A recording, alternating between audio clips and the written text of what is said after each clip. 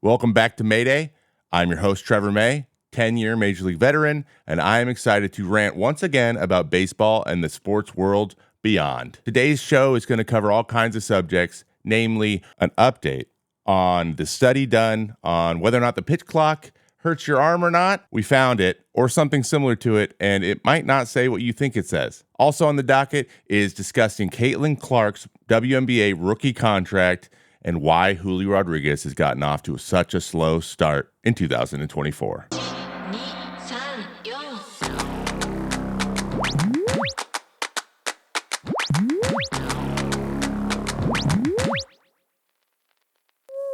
Hello, everybody. Today is April 17th. I noticed that I did not say the date last time, but now that I know that this show is going to come out, I wouldn't use the word sporadically, but I would say, not on a consistent day weekly, at least for now. If I get 2 out a week, I think that is a great rate of play. I'm really trying to just operate on terms of subjects. So when I get 3 topics to kind of deep dive on that I'm not going to probably put anywhere else, which is kind of the big barrier to entry, guys, with these things, when I want to put out so much stuff. But when it comes to video, it just takes way longer. So you're going to get a lot of audio, but it seems like people like this. So I like it too. I'm having a really good time. So I'm excited to bring this to you on the regular. Always remember, you can get a hold of me, or you would like to participate in the show or give me some information or want me to talk about something. You can always talk to me on Twitter. That is I am Trevor May on Twitter. Or you can join the Discord channel, discord.gg/Trevor May. If you can't remember what that is, it will also be in the description. And we have a whole baseball side of that place with all kinds of forums and stuff going on. But there is a channel called Mayday. Mayday is where you can have open conversations about the topics that we're talking about on the show and suggest ones that you'd like to hear in the future. There will become a time where I'll let you guys call in and leave some messages and include you in the show. That sounds like a lot of fun. I've done that before on podcasts. So just give me a little bit of time to make sure that's set up and working correctly before I go and tell you to use it. Because if you guys have all these hot takes and stuff and I want to play them on the show and then it just doesn't work, I'll be disappointed. But more importantly, you'll be disappointed. So that is coming, though. That is coming, and I've had a lot of fun doing it. And I'm going to really enjoy doing this.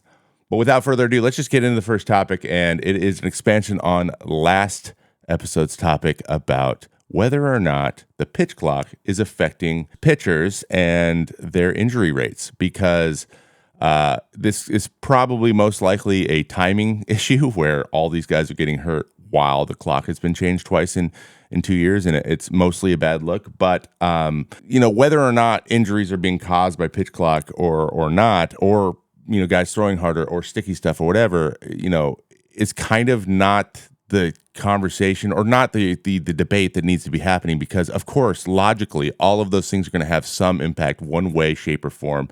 And it's not universal for every guy. So certain guys might get hurt from the pitch clock and you'll just never know because they're not in your quote unquote study. A study that was mentioned last time last episode, we read the statement put out by the MLB after the MLB PA put out a statement saying the pitch clock wasn't adequately studied and we don't know whether or not it does cause injuries, but we're just forcing it in the game anyways. That is what it said. The response was not to that. It was just no, you guys throw too hard. That's why you're getting hurt. And we've talked to doctors at Johns Hopkins University and they corroborate our story. Now, doing extensive research or extensive study into the effects of the pitch clock, it turns out, or it seems to me, because I'm able to find that study, any study done by Johns Hopkins, I'm coming to the conclusion, I'm starting to believe now. Now, this is just me kind of putting pieces together. I just think this is anecdotal interviewing of doctors based on what knowledge they know. So then they don't think that there's gonna be any connection. They don't think that, or they haven't seen evidence to make them believe that. That is not the scientific method. That is not good enough. That is not a good representation of your argument, and that does not mean that it doesn't have anything, it doesn't affect it at all. That's not what that means. And what that is called, it's just dishonest and disingenuous and just pointless. You're better off not putting out a statement at all. Just don't engage the situation, but they just can't help themselves. So I don't think there is a study. That said, Thank you so much to my friends on Twitter, and I will make sure that I get your handle in the show notes below. Guys, go check the show notes below for the handle of the person that sent this to me. I'm so sorry I don't have it written down, and I'm in the middle of recording, so I can't look it up, but I will give you your due there. Thank you so much. I had actually 2 people send this over to me. There actually was a study done on the effects of a pitch clock, and it was done in 2016. Now, let me give you a little bit of info on this, and I will post the link to this article as well that broke this down. Now, you can actually download the official report if you would like to. But it's $61. This is how they fund a lot of the research too. So, just know that's where this comes from, and you can read the whole, get the whole PDF and read the whole thing. I did not do that because 1, I'm not trained to read that very well, so there's going to be a lot of stuff in there that's just going to be confusing. And 2, there's a bunch of articles been written about it that where they did that work. So I'm going to reference those articles instead of going to the exact document itself. But basically, the title of this article, and I will again link in the description. It's from undark.com. Now, I'll be honest, I haven't read anything off undark.com, but also this was written 8 years ago, so there's a chance that this website, had people going to it for this type of stuff, and it just has kind of slowed down. I don't know. But this was written in May 20th of 2016, and is titled "The Problem with Pitch Clocks." So basically, a group of people did a study where they built a computational model of muscle fatigue, where they gathered data on 73 American League pitchers, including innings pitched, pitches per inning, time between pitches, and the type of pitch thrown, fastballs, and breaking balls, and basically just scraped all this data off of Fangraphs, and then cross-referenced, guys missing time and things like that. It basically simulated how fatigue set on the muscles used to stabilize their elbows. So this is specifically in terms of how it would hurt you, Tommy John adjacent, right? So it is less about shoulder and more about elbow. And according to this article, the shorter the time between pitches, this study found, the higher the muscle fatigue and the more strain placed in areas like the UCL. Now, anyone who isn't familiar with how the UCL works, the UCL is not a muscle. It is a tendon that functions like a seatbelt for your elbow. It keeps basically the elbow bending and functioning and moving the correct way. It's like a guide, okay? So the problem with when you tear your UCL is that elbow becomes unstable. It's very similar to ACLs, MCLs, and meniscus in your knee.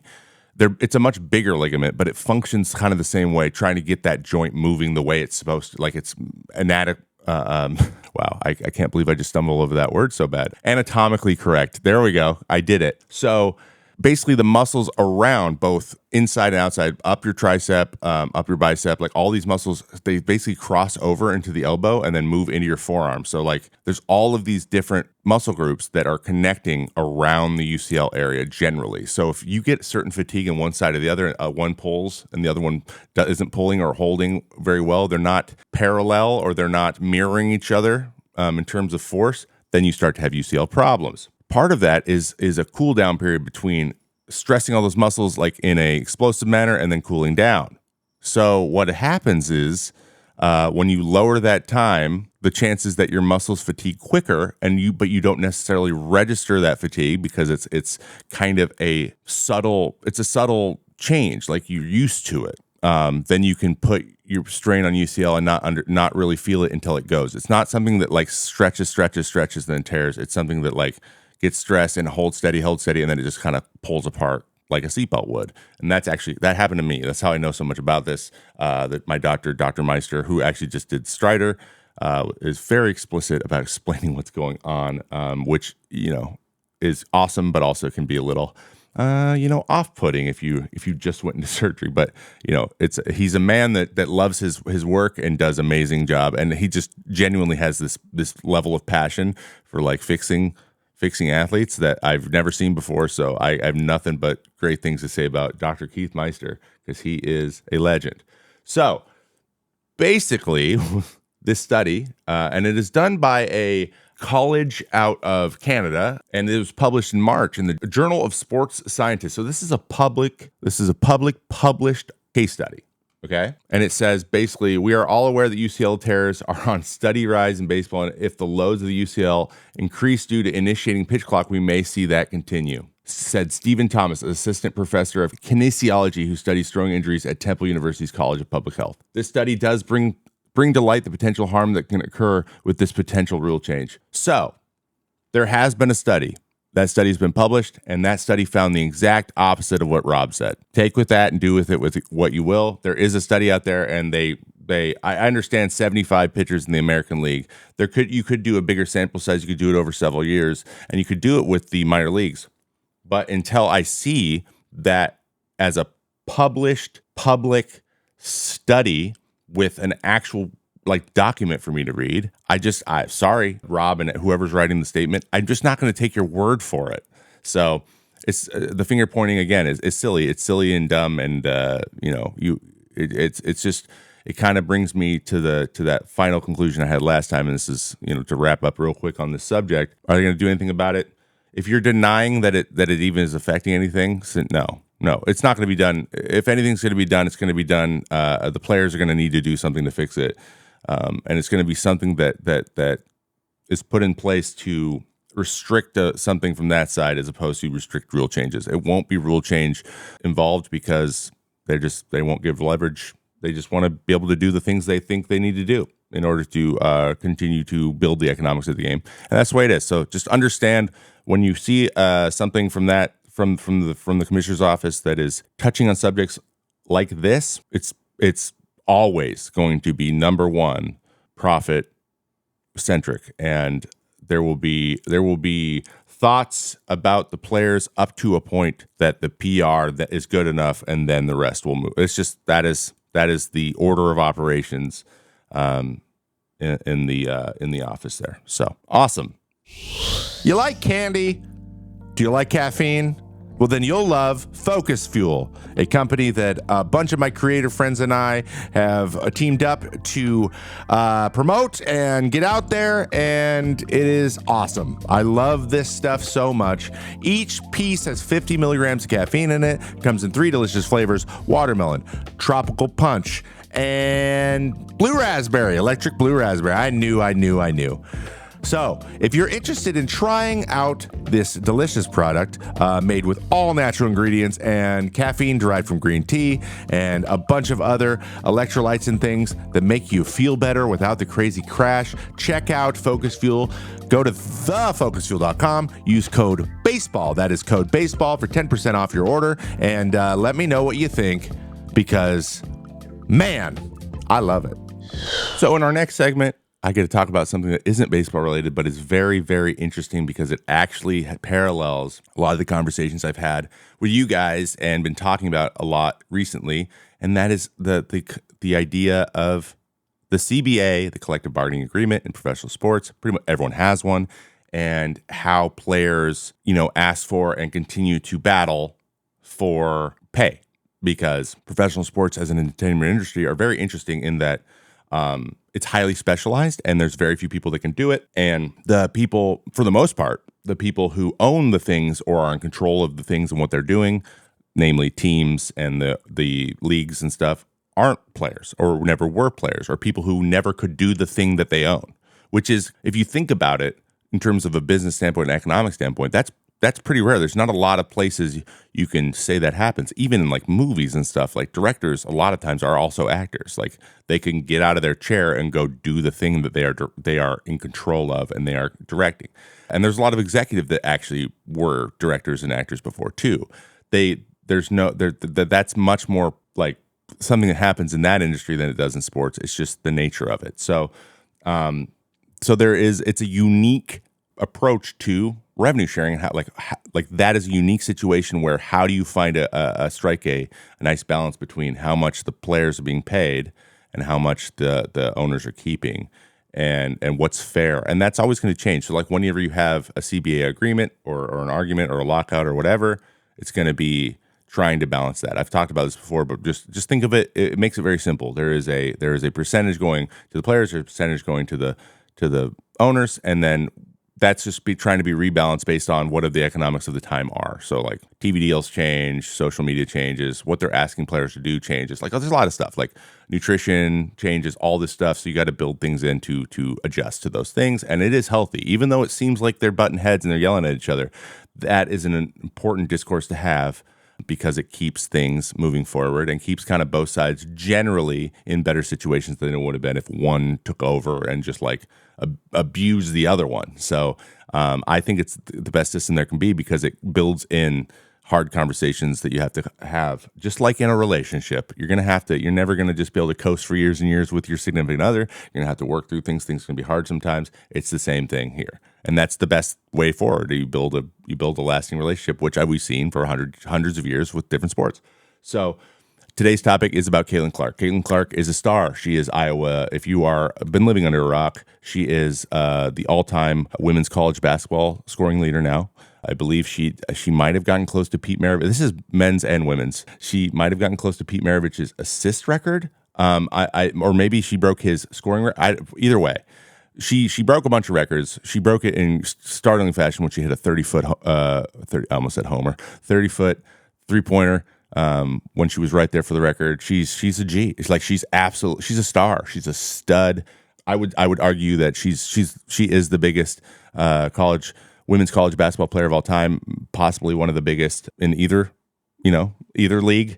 And her rival with Angel Reese, and Angel Reese has done her own, growth of the game and just turned it into this, like, yes, there's lots of drama and yes, it's very chippy and stuff, but like she's just passionate and that's just the brand. That is like, we live in the internet age. That's what people watch. And if that's what you're doing and you're comfortable with it and that's the way you like to play, then I love it. I love it because I love eye rolling. I love getting response, like having a physical response to people in sports acting certain ways because that's the point. So, but anyway, back to Caitlin. She was drafted first overall and she signed her rookie contract. And that number, now that so many people are paying attention, this is bigger than like, Swifties finding out about Travis Kelce big. Like there's people who know Caitlin Clark. My wife Kate knows who Caitlin Clark is. Like she could not care less about sports in general at all, ever. Like at all. But Caitlin Clark is a stud. And she owns it like a stud, and she's like a great combination of like humble and cocky. It's awesome. So she gets drafted first overall, and what is her contract? Her contract is for $336,000 over 4 years. That's $336,000. The rookie contract is $76,000 a year. I'm pretty sure like most people who are making $76,000 a year can't rent their own apartment currently. In most places, like they can't live alone. They would have to get a roommate. So you're telling me the number one overall pick, the most famous women's college basketball player of all time, probably would have to have a roommate if she was working in like at Amazon? That's crazy. That's crazy to think about. All right, just on its face, that's crazy. That's an extremely low number, really. In most four-year degree jobs, that's kind of like, you're looking for more than that. If you just go get a bachelor's degree in most degrees, you're looking for more than that because it's just the cost of living. So that is one big thing that people notice. Now, just for context, let me put this in context for you. Any rookie in the major leagues this year, any rookie, if they're up for all 162 games, if they get full year of service time, they're going to make twice as much money this year than she is going to make in all 4 years of her contract. Let me repeat that. MLB rookies are going to make twice as much money as her entire contract, $720,000. That's a crazy comparison. People are like, "Oh, Steph Curry's going to make $48 million." Yeah, well, that's the top. Don't take the top, guy to a rookie contract, and that's just not. I understand that number's crazy. He's going to make $48 million this year or next year, and she's going to make $76,000 next year. Now, are they the same player? No. Is that a weird comparison? Kind of, but that was the one that I saw all the time on the internet.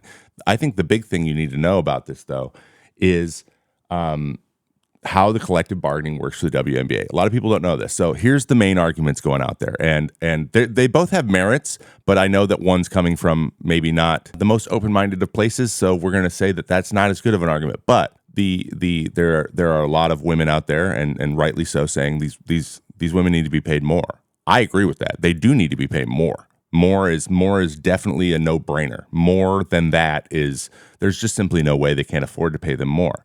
But here's a few things you need to know about the economics of the WNBA and how it happened, how it came to be. The NBA, David Stern started the NBA or WNBA, and David Stearns, who was the commissioner at the time, like basically spun off the WNBA, like expanded it out of the umbrella of the NBA. So in 1996, they started it. They started with 12 teams. There's still only, I believe, there's only 16 or 20 teams. Like I am starting to get into it more, and I did buy the WNBA season pass. By the way, highly recommend doing it. It is also on sale. Even if you're not going to watch that many games, it is the cheapest streaming or sports service you will be able to find if you get season pass for the WNBA. It's like $30. So go do it, even if you just want to throw some support and don't actually anticipate watching too much because you don't have time or whatever. It's still worth it, in my opinion. I think it's a nice way to do it. But that said, these league, you got to know where they came from. And the league, technically, from a expenses to revenue standpoint, has not been profitable yet since its inception. Now everyone's like, okay, why does this league keep going? It's 28 years. Why is it still going then if it doesn't make money? It's close. I believe last year in 2023 it lost $10 million, but the revenue was like 82 million. So it was like 82 million, and then it made 72 million. So like that's a pretty, like, we're getting close, and that number has only gone up, especially I think over the last 5 years. It has slowly gotten closer and closer and closer and closer. So the growth is there, and we're going to see the Caitlin Clark effect. We're going to see the Angel Reese effect. We're going to see these college players going on to the WNBA, bringing a lot of their attention with them, and that is, I would not be surprised in the next year or two is where we see a first or second profitable year, right? So with that in mind, though, part of the expenses of the league are paying the players. So think of these leagues in terms of closed industry systems. Like MLB is MLB. Like the only market forces you need to think about are how much money the league is making as a whole, just like the MLB as an entity, how much money is the whole thing making, and then what percentage of that are the players being paid. That is as straightforward. That is as free market of a capitalistic system as there can be. That is how it's supposed to work. So let's put this in context. I just want you guys to know how these splits work. So let's not think about, oh, this is how much the men are making and this is how much the women are making, because they're in different leagues that have separate revenue streams. So think about it in percentages of the revenue that league makes, and that'll even put it in perspective. So in baseball, in the MLB, the split is anywhere from like 48.5% all the way up to 51%, depending on the year. Sometimes there's things that kick in later. Sometimes there's special events where the split changes, and that changes the revenue for the year and stuff. So it floats. It floats anywhere from 48 to 51. There was a point where it was like 46%. That's when a lot of the stuff got addressed in the CBA. But like, just think about this: it's 46 to 50 generally. So the MLB is around there. NBA is 40%. So the NBA actually historically hasn't had a very strong union generally, and they're working their way up. Though theirs is getting stronger, and they get about 40% of the total revenue. The NFL is anywhere from 48 to 49% as well. They have made a lot of strides as it is too, but they have so many there's so many players on every team that this kind of starts to get watered down. So it's not as good for players, but there's just so many players in the league, as opposed to baseball, which is second, and then the NBA, which is third in terms of number of players in the pool. So we have 49 or 45 to 50, we have 40, and we have 48 to 49. What is the WNBA? The WNBA is 20%. So you're telling me that even though the league's not making money, you're only giving the players 20% of the total revenue? That's the problem. So so let's change this narrative here, and I would love your guys' thoughts on this. So again, Discord, Twitter, and we'll continue to have these conversations. But you need to start there, right? Instead of thinking about these things as, the men are making X amount of dollars, so the women need to be making either like the same, or like what percentage of the men's salaries do we need to get to? It needs to be what percentage of the league's revenue. So as that league grows revenue, the players need to benefit from that, and the league revenue is going to grow with Caitlin Clark. She's going to bring. This is a new age. I feel like this is their chance, and there's more attention going there, and it should be, and they deserve it. When that goes up, are they still just going to get 20% of it? So maybe their salaries aren't going to be, tens of millions of dollars a year for the best players. That's probably not going to happen just because of how much money the league makes. It's increasing, but it's just not comparable that way. We're not in the billions. We're in the tens of millions in profit or in revenue. But if they were making, say, 45% of the revenue, that minimum wage would not be 76 grand. It'd be 150. Caitlin Clark wouldn't be making, 4 years, 360,000. She'd be making 4 years, 800, 900 million. Now, is that still like an astronomical large amount of life-changing money? It's not, but it's definitely an adequate pay for what the league is making. So as the league's revenue grows, then those players get paid more. The same way that it happened with all the men's sports over the years. Like in the 60s, the revenues weren't that big. Players didn't get paid that much, and they didn't have a union. Like these things had to change over time. And the problem was they started a league from scratch, basically, with a model that they already had. It didn't happen organically. They just tried to make it that way. So, ladies, next CBA negotiations, go at them. And I need you to say, hey, why is our revenue split only half of the men's revenue split? That's going to perk some ears. And if I were a betting man, which I'm not, might become one, but I'm not right now. I would say that that'll perk up some ears, or that'll get the attention. I already said perk up some ears. That'll get the attention of the powers that be in a real way, and I think that the general public would like to hear about that as well. So after some searching on the internet, you can see that revenue sharing not the same. And if maybe we start there, maybe that's where this problem starts to get remedied, is if at least we can get that balance back. And then that way it makes sense, because not only are they not paid very much, the amount they're being paid doesn't make sense based on precedent set by all of the other leagues. And that is something that should be talked about, not the actual dollar amounts, but the splits.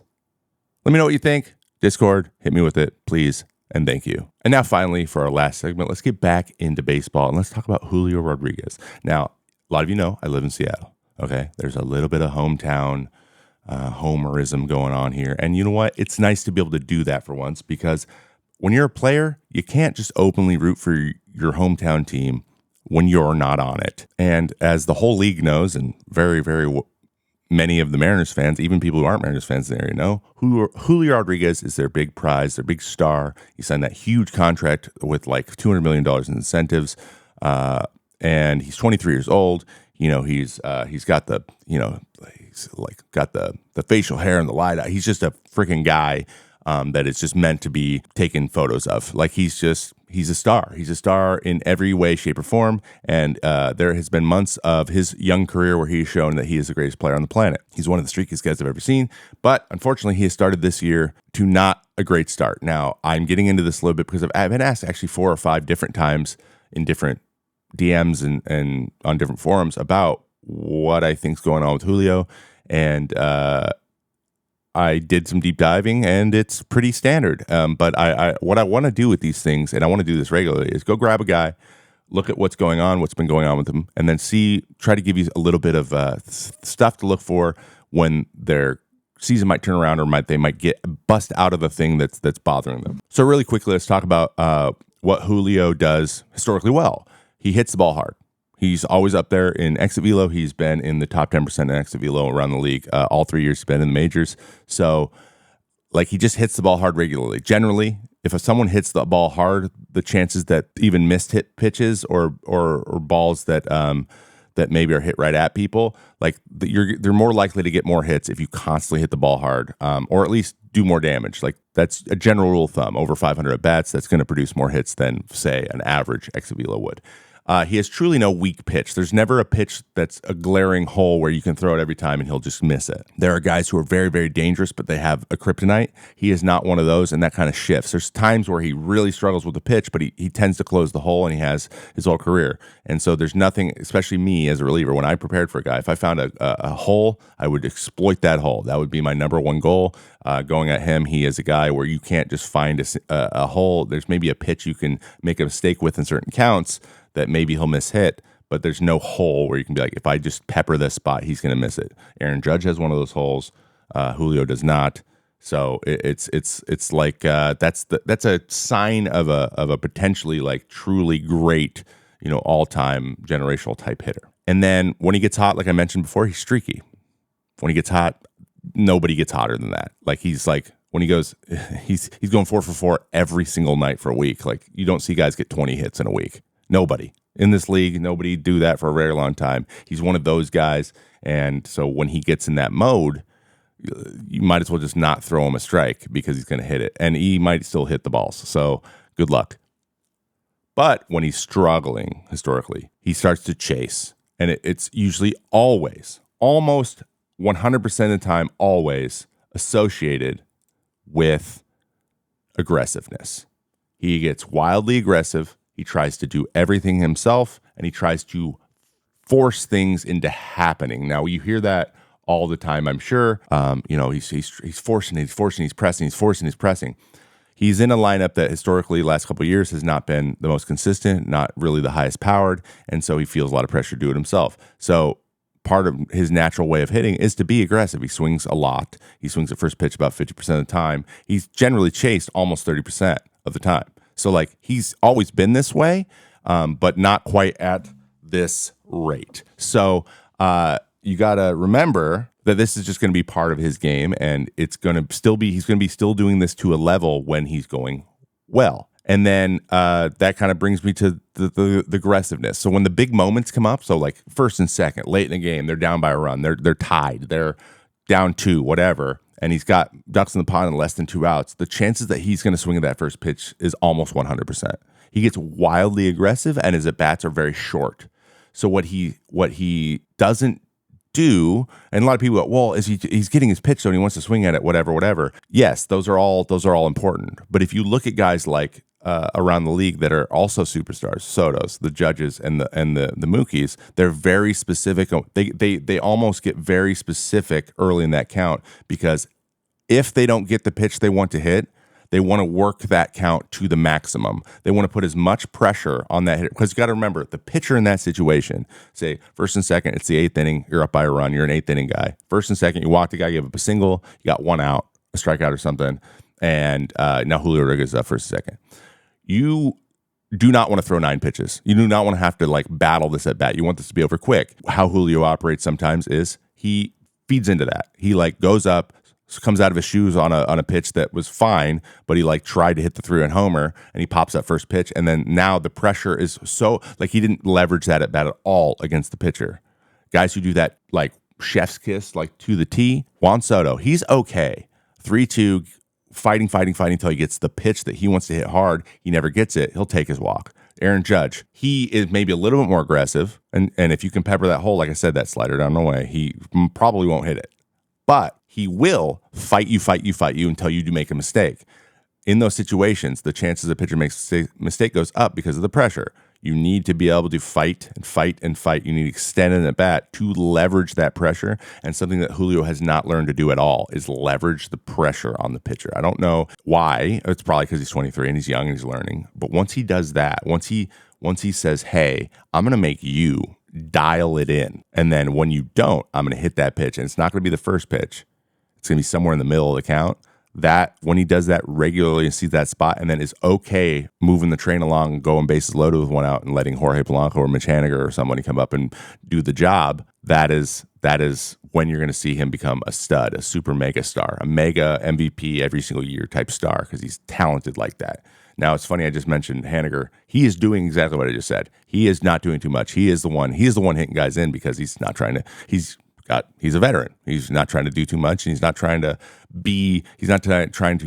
live up to being Julio Rodriguez. So here's what he's doing now. He's hitting 206, but he's got a 260 expected average. So obviously underperforming. He's getting a little bit unlucky, which is good, but has a 221 slug. I believe he has 1 double. All the rest are singles, no home runs, right? A 260 on base percentage because he's whiffing. He's chasing so much. He's chasing up and in fastballs, and he's chasing changes below the zone. He's no hits on a changeup this year, and he's chasing that two-seam that righties are throwing now to righties. Up and in, he's swinging at all the time. So even his singles are that pitch. He's hitting them off the plate up and in. He's getting a single because he's strong enough, but like they'll be like, okay, cool, take that single. I'm not going to. The only thing he's hitting is hard is stuff that's off the plate. I'm looking at his heat map right now. He's 1 hit of a ball in the box, which is pretty crazy. 260 on base, That will not play. We got to walk more. We got to work counts more. Again, like I said, the stuff that I mentioned before will translate into walks. It's not like I need to walk more. It's I need to do the things that put me in the position to walk when I'm supposed to. That is the way you're supposed to think. That is the way it works. So all of that combined is a 491 OPS. We all obviously don't think he's going to do that all year, but the problem is he's chasing. So when you chase and you're hitting pitches that aren't towards the middle of the box or in the box, that's where your barrel naturally gets to the best. So he's just not getting things on the barrel, even though he is hitting the ball hard still. Like his whiff rate's only slightly up. His chase rate's actually only slightly up from his over his averages. But his exit velos are about the same, maybe slightly down because he's gotten jammed a little bit more. But still, he's still hitting the ball hard. His max exit velo is 115 miles an hour. It wasn't a homer, but he did hit a ball 115 this year already. So there's nothing going on like physically. It's very clear there's no nagging injury. It's just an approach situation. So he's just not working counts because he's trying to make things, he's trying to force things happen. And that is his number one tendency as a 23-year-old, right? So I think something to pay attention to. And this is how I want to kind of end these segments for you. What to look for when he might be turning it around. And this is what's so interesting to me because I think that this was something that I was doing a lot when I was playing and I never really internalized what I was doing. Like trying to predict whether like a guy was going to have a big series based on what he had just done and like kind of his first game, and I kind of could feel it out. Like this guy's locked in and he's doing some things, so maybe he's a guy we got to stay away from. Especially if isn't the guy that's usually in that lineup that we should stay away from, or we should avoid letting him kill us, beat us.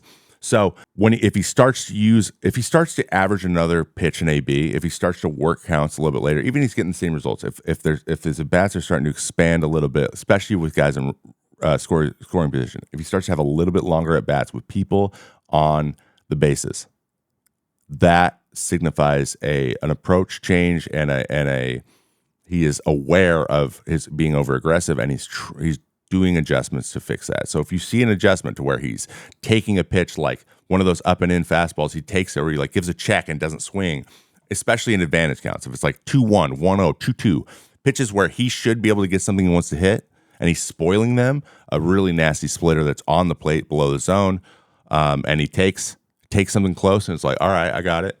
That is what you want to look for because now that shows you that he's aware of what he's doing. And when he's aware of what he's doing, he will start to shore that stuff in a little bit. So as the team starts to get a little warmer, so if, say Jorge Polanco warms up a little bit, someone else warms up, JP Crawford warms up a little bit at the plate, and starts to get hits start landing in, I think he'll loosen up as well. He's just pressing because no one else is really hitting besides Haniger. You see these counts starting to lengthen, and then notice when he's walking. So he is walking a little bit more. He started to walk a little more, but when is he walking? Is he walking to start an inning? Because that's different. Guys can do, is it a 4-pitch walk or is it a battle walk? Is he getting 2-2, fouling a pitch off, taking a close pitch, fouling another one off, and then taking ball 4 like that? Is that the walk or is it just 1, 2, 3, 4 because the guy's scared of him? Like those walks are different. Those walks tell you different things about the approach. And so pay attention to the battle walks, the walks that are 6, 7, 8, 9 pitches long, and then end in a walk where he's willing to take the walk, especially when somebody's on base. And then pay attention to how hard he's hitting the ball. If he's still getting out and you see, 3x velos 100 miles an hour or higher, that means he's hitting pitches that he can handle well and he can hit hard and they're just not falling. That falls eventually. Those things turn into streaks. So if you see high exit velos, but he's over, be encouraged by that. If he is an over, but he's walked 2 times and those are expanded at bats, where he worked the count, another thing to pay attention to because he's about to turn around. It's just all about aggressiveness. It all comes down to aggressiveness with him, but he's 23 years old. He's going to figure it out. And I still have him as my dark horse for the MVP. It's still so early. It's mid-April, so I have high hopes for Julio. And I think that he's going to turn around. It's just going to be a matter of when. And when he does, watch to see how like guys like Ty France, like Haniger, like Polanco, like JP Crawford, how these guys are made better by the improvements. Mitch Garver, like these Cal Raleigh, these guys they're gonna step up to when Julio becomes a guy that can't beat you. They're gonna get better pitches to hit, and they're gonna become better. The problem is when your best player struggles, and he can be pitched around, it tends to make the rest of your lineups have a little more pressure on them, and then vice versa. So when it rains, it pours in baseball. But the same thing can happen. One guy breaks free, breaks everyone else free. And I think that's what's going to happen with Julio. So that concludes our show for today. I love this. I'm having so much fun. Please let me know on Twitter what you thought of the show, what else you want to hear me talk about. If you guys have ever a topic, you're like, oh, this would be great for an episode of Mayday, let me know. And also join the Discord, please, and stay tuned. Here, probably in the next week or so, I will have some other ways for you to get in contact with me. Also, subscribe. Give a 5-star review wherever you can. That's greatly appreciated. Seriously, if you want to leave a review and actually write what you like, or even leave in the reviews, hey, I wish there was more of this, I'd love that either way. Any way you can leave some love, I greatly appreciate it. Seriously, from the bottom of my heart. This is so fun, and I love you guys, and I love baseball, and I'm so glad you're here. So I will see you next time on Mayday, and take it easy and stay safe out there, and try not to get too mad at Twitter. All right? Bye-bye.